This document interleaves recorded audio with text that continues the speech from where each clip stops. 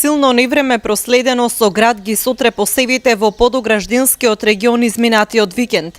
Најпогодени се лозијата и градинарските култури, а штети има и на житните и фуражните посеви. Земјоделците велат дека некои засадени површини се целосно уништени. Штета има од црквата, големо дрво има отпадно и до нас една работилница, салонито, кермиди, всичко направено и низ полето поплави има. Тоа кога беше в невремето, бех во полето.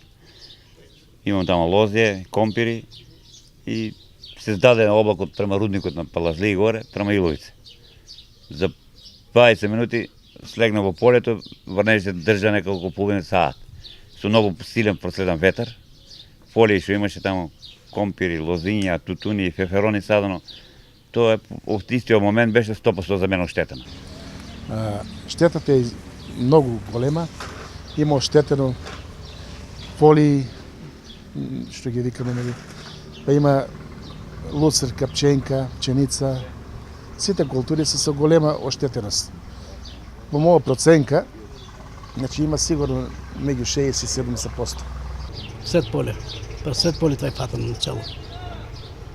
Многу на посеви на многу граѓани има фатано? На многу граѓани. Па, нема бирано и жито, и лоза, и компир, се. И тутуни, пиперка, се е оштетено.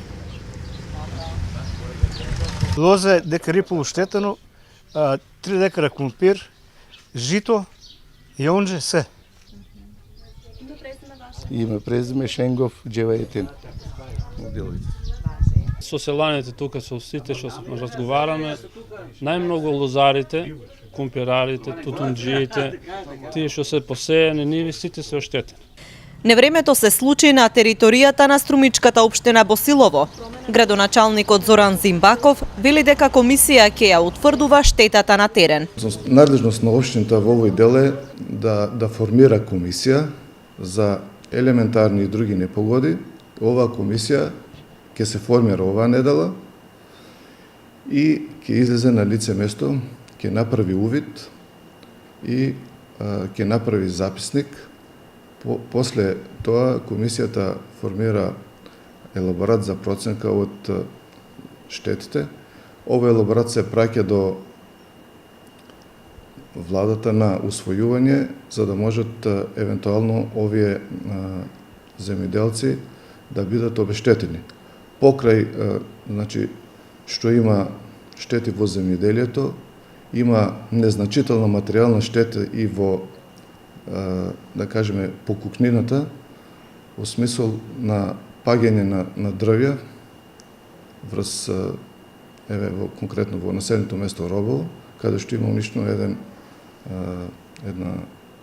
еден зид од ковано железо и на некои други места. Исто така и ова ќе биде предмет на проценка на оваа комисија.